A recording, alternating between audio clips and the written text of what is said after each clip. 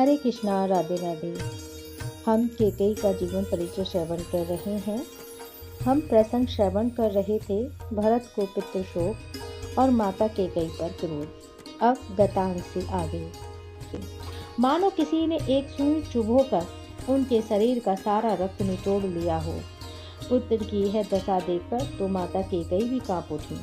उसके सामने तांडव करता यमराज अपने भैंसे पर बैठा हुआ मुंह चढ़ा रहा था और मानो कह रहा था। वास्तव में केकई कांप गई। यदि सत्य ही भरत को कुछ हो गया तो वह लक्ष्य भ्रष्ट कितनी अभाग्नि होगी।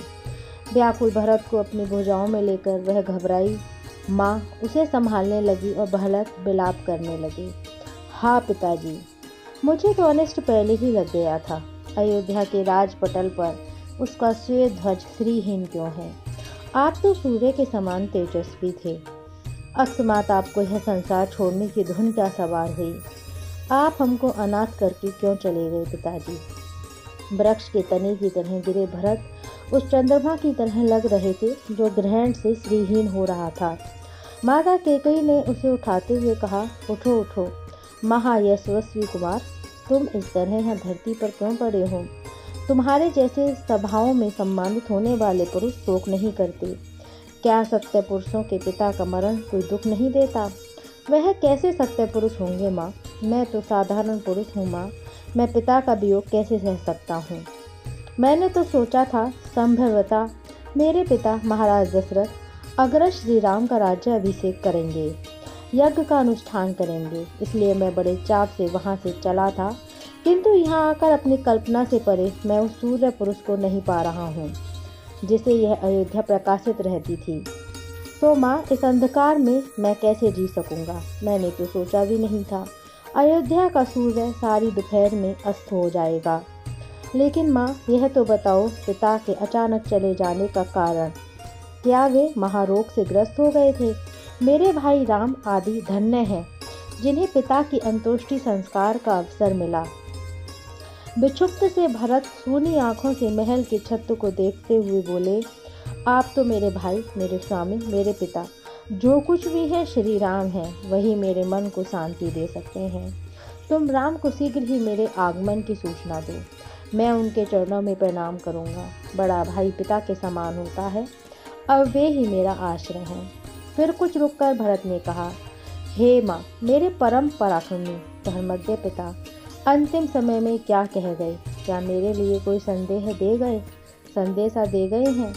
केकई ने संयत होकर आने वाले भय से परिचित होते हुए धीरे से कहा, बस अपने प्राणांत के समय तुम्हारे पिता हा राम, हा सीते, हा लक्ष्मण कहते हुए विलाप करते करते परलोकवासी हो गए। और तुम्हारे पिता ने अंतिम वचन के रूप में यह भी कहा था कि जो लोग सीता के साथ पुनः लौटकर आए हुए राम और महाबाहु लक्ष्मण को देखेंगे वे कृतार्थ हो जाएंगे। क्या राम सीता और लक्ष्मण के साथ कहीं चले गए हैं? हाँ वत्स, राजकुमार राम बलकल वस्त्र धारण करके सीता के साथ दंडकारण्य बन चले गए हैं। लक्ष्मण ने भी उनका अनुसरण किया है। भरत ने जब यह सुना तो वे डर गए। उन्हें अपने भाई के चरित्र पर संशय हुआ आया। वे सोचने लगे कहीं श्री राम धर्म से दिख तो नहीं गए। फिर उन्होंने व्याकुल होकर माँ से कहा, माँ, राम ने किस कारणवश ब्राह्मण का धन तो नहीं हर लिया था? निष्पाप धनी या गरीब की हत्या तो नहीं कर दी थी? या उनका मन किसी पराई स्त्री की ओर तो नहीं चला गया? आखिर किस कारण श्री राम को दंडकारण्य में जाने के लिए निर्वासित किया गया? अब तो कई प्रश्नों के कटघरे में खड़ी हो गई थी। भारत के इन प्रश्नों का उत्तर उसे वास्तविकता बताकर ही देना था। वह अपने कर्म को और अधिक नहीं छिपा सकती थी।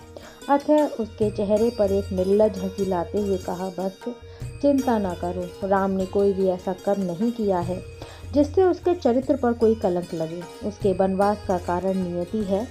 माँ, जो कुछ कहना है साफ साफ कहो, पहेलियाँ क्यों बुझा रही हो?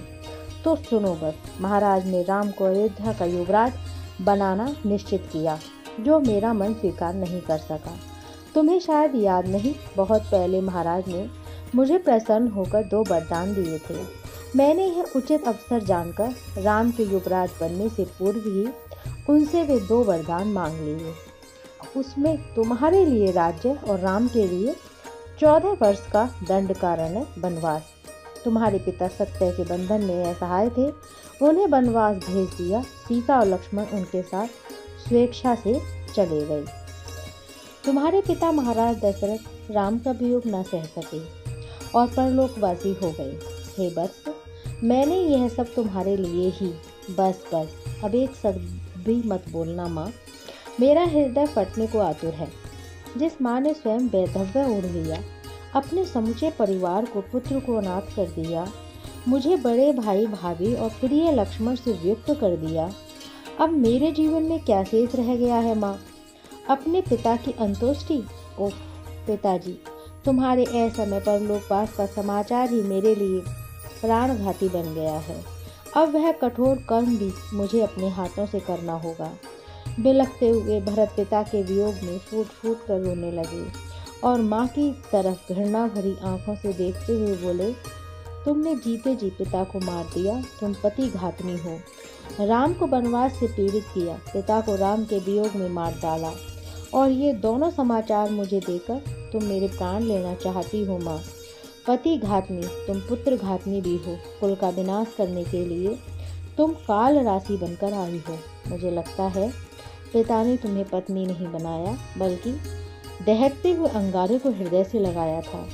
हे कुल कलंकनी, तूने पिता की असमय ही काल के गाल में डालकर इस कुल का सुख सदा सदा के लिए छीन लिया। अवश्य ही तुझे पाकर मेरे पिता पश्चाताप करते हुए प्राण त्यागने को बाध्य हुए होंगे। बता स्वधर्मनी, बता तूने क्यों धर्म बत्सल पति का इस प्रकार विनाश किया? किस अपराध के लिए राम को घर से निकाला तूने? तो माता कौशल्या और सुमित्रा पर पहले भी कम अन्याय नहीं किए थे, जो अब उनको जीते जी मार डाला। अब वे किसके आधार पर जिएंगी? मैं कितना हतभागी हूँ हे माँ। यह सब कुछ मांगते हुए तुम्हारी जीभ क्यों नहीं गल गई? और यदि तुम्हें मेरा इस तरह अनिष्ट ही करना था, तो मेरा जन्म होते ही गला क्यों नहीं घोट दिया? तुमने सिर्फ अभी दूसरों की बातें सुनी हैं। ठंडे मस्तिष्क से मेरी बात सुनो बस। यह संसार भले ही मुझे कुछ भी कहे, पर तू तो मेरा पुत्र है, तू तो मेरी बात सुन। मेरी अवमानना मत कर। मैंने तेरे हित के लिए ही यह दूसरा वर मांगा था। तुझे क्या मालूम इस राज्य में तेरे पीछे क्या कुचक्र चला है। यह मेरे विवाह के समय ही निश्चित हो चुका था कि राज्य पर मेरे पुत्र का अधिकार होगा, लेकिन फिर भी मेरे लिए राम और तुम में कोई भी भेद नहीं रहा। लेकिन महाराज दशरथ ने जिस प्रकार इस सारे कार्यक्रम को मुझसे, तुमसे और मेरे पिता महाराज अश्वपति से छिपाकर रचा, क्या यह एक षड्यंत्र नहीं था? तुम ननिहाल में थे। महाराज अश्वपति मेरे पिता शीघ्र नहीं आ सकते थे, वे रूंड रहते हैं, तो भाई युधाजीत को बुलाया जा सकता था। और चलो यह मान लिया कि संदेश भेजने में और संदेश वाहक के लौटने में विलम्ब हो सकता था, पुष्प नक्षत्र निकल सकता था, तो कम से कम इस सब की जानकारी मुझे तो मिलनी चाहिए थी। वैसे तो महाराज मुझे अपनी प्रिय रानी मानते रहे हैं, लेकिन राम को युवराज बनाने का समाचार मुझसे छिपाया गया। यह तो भला हो उस मंथरा का, जिसने समय पर मुझे इस षड्यंत्र का समाचार दिया और तुमने सच मान लिया। हाँ, जो समाचार को सीधे मुझे देना चाहिए था, वह मेरी सेविका मुझे दे रही है। राज्य महाराज, मेरी यह स्थिति हो गई। राम युवराज हो रहे हैं, यह कोई छोटा समाचार नहीं है। अयोध्या में सत्ता परिवर्तन हो रहा है, कौशल्या राजमाता बनने जा रही हैं। शक्ति का सारा केंद्र राम के हाथों में जा रहा है। तुम भी मेरे बेटे हो और महाराज के उसी तरह बेटे हो जैसे राम। फिर यह भेदभाव क्यों? तुमने महाराज से पूछा इसका कारण? महाराज के पास क्या कारण होता? वे तो यही कहते जो उन्होंने कहा। व्यस्तता के कारण तुम्हें मैं ये समाचार देने नहीं आ सका। महाराज तो मुझे यह समाचार उस समय देने आए जब मंथरा मुझे सूचित कर चुकी थी और महाराज यह निर्णय ले चुके थे कि राम को युवराज बना दिया जाए। और इसके लिए तुम्हें मालूम है, उन्होंने देश विदेश के सभी राजाओं को आमंत्रित किया, लेकिन ना तुम्हें सूचना भिजवाई और ना मेरे पिता के पास सूचना भिजवाई। महाराज जनक के पास भी सूचना नहीं भिजवाई, क्योंकि उन्हें भय था कि कहीं राजा जनक यह प्रश्न न कर लें कि भाई कुशध्वज की पुत्रियां मांडवी और सुकीर्ति भी तो सीता और उर्मिला की भांति समानता की अधिकारी हैं। तुमने बात को इस प्रकार से सोचना प्रारंभ किया कि तुम्हारी दिशा उल्टी ही होती चली गई। तुम्हें इसे उल्टी दिशा कहते हो? अरे, जब सामने षड्यंत्र हो रहा हो तो इसके अलावा मेरे पास चारा ही क्या था कि मैं मंथरा के सुझाव मार्ग पर चलकर तुम्हारे हित के लिए राज्य मांग लूँ और उस राम को जिसे महाराज युवराज बनाना चाहते हैं वनवास भेज दूँ। मैंने यह सब कुछ तुम्हारे लिए किया है बस, लेकिन एक माँ की ममता जो कर सकती है मैंने वही किया है। मैंने मन में पुत्र की ममता संजोकर क्या कोई पाप किया है? अरे माँ तो अपने पुत्र को भयग्रस्त देखकर अपने प्राण भी त्यागने को तैयार हो जाती है, पर माँ के मन को समझता कौन है?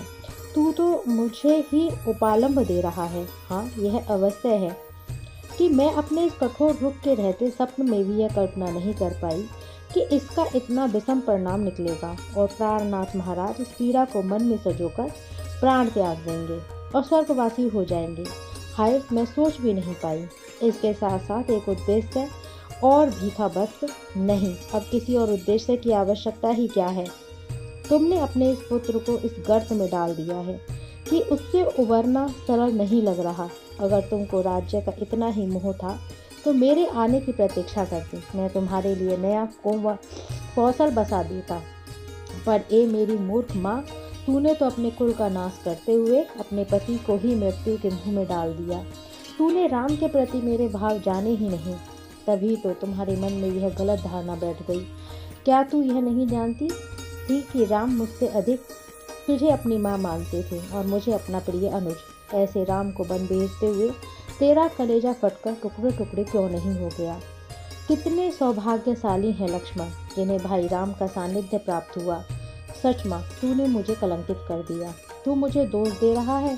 दे, मैं तेरी माता हूँ, सुनूंगी, किंतु जरा सोच, यदि मैं समय पर यह वरदान न मांगती तो कौशल्या राजमाता होकर मेरे साथ अनुचित व्यवहार न करती। यह प्रसंग हम आगे श्रवण करेंगे। हरे कृष्णा, राधे राधे।